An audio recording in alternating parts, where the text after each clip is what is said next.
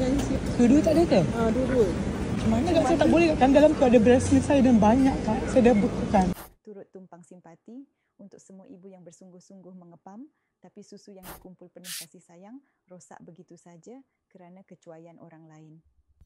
Berapa lama sebenarnya susu ibu boleh bertahan ikut suhu bilik 25 Celsius, 4 jam sahaja, chiller 4 ke 16 Celsius hingga 4 hari, tapi pastikan suhu kekal stabil, bukan turun naik. Freezer 0 Celsius ke bawah, hingga 6 bulan jika tak pernah cair langsung. Jika dah cair sepenuhnya, tak boleh dibekukan semula. Risiko pencemaran bakteria sangat tinggi. Apa risiko bila suhu tak dikawal? Bakteria seperti Listeria, Salmonella dan E. coli boleh berkembang. Bayi bawah 1 tahun sangat mudah terkesan sebab imuniti masih rendah.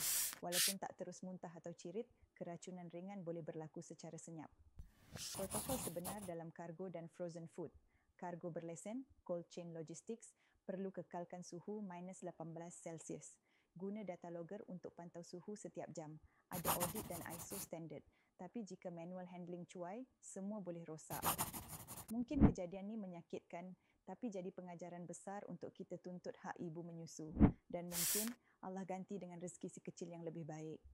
Buat ibu yang menyusu, jangan lupa minum Everty setiap pagi. Bantu tubuh kekal bertenaga, hormon lebih stabil dan hasilkan susu yang lebih berkualiti untuk si kecil. Bila ibu kuat, susu pun lebih dari sekadar makanan, ia jadi pelukan yang mengalir dari dalam tubuh ke jiwa anak. Komen, saya pernah lalui, kalau awak pernah alami susu rosak sebab isu suhu. Kita doakan semoga semua ibu dilindungi dan dihargai lebih baik selepas ni.